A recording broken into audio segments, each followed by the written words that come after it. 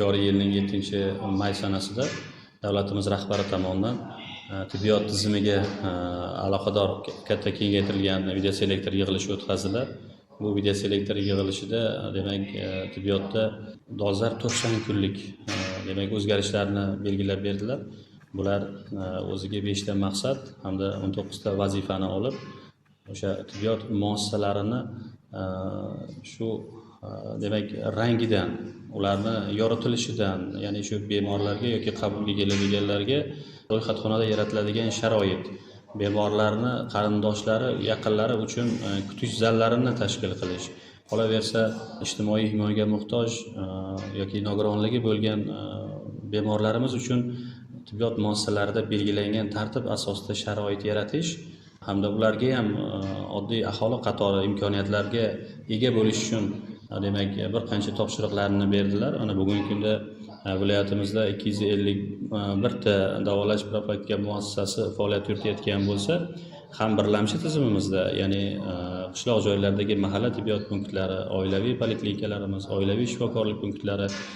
qolaversa tuman shahar tibbiyot birlashmalari, markaziy kasalxonalari va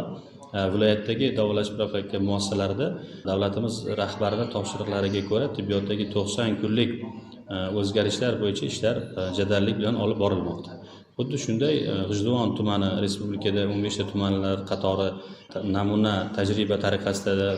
tanlab olingan va bu davlatimiz rahbarining tegishli farmonlari va qarorlari bilan yangicha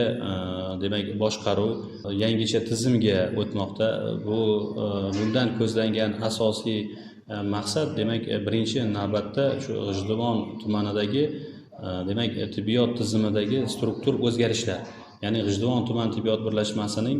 bevosita rahbarini bundan keyin to'g'ridan to'g'ri hurmatli vazirimizning o'zi tayinlashi, farmonda ko'zlatilgan asosiy vazifalardan G'ijduvon tumanida chorak hissada, yarim hissada yoki 75 hissada ishlovchi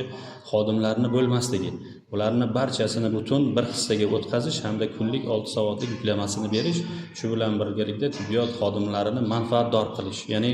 o'z-o'zidan chorak hissada ishlaydigan hamshiralarni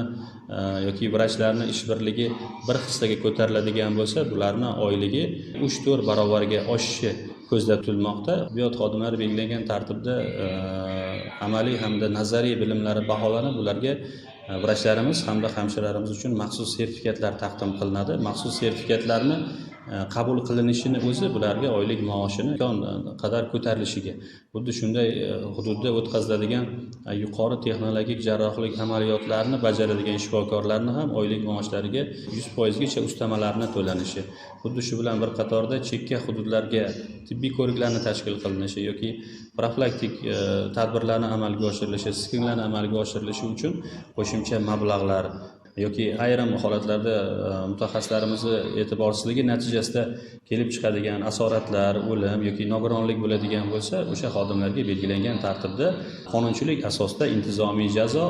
ma'muriy javobgarlik, qolaversa mehnat shartnomasini belgilangan tartibda bekor qilishgacha bo'lgan tartib ishlab chiqilmoqda.